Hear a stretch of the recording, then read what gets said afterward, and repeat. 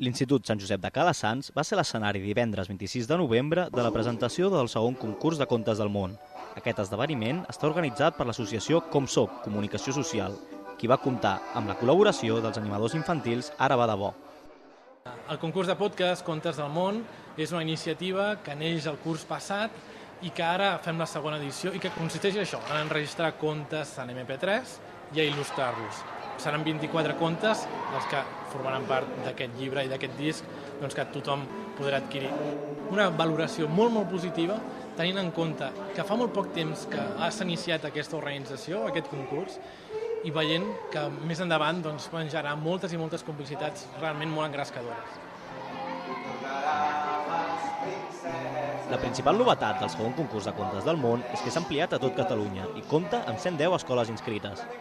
El termini per presentar els contes finalitza el 10 de desembre. Adéu, adéu, adéu, xau, xau, xau, xau, xau, xau.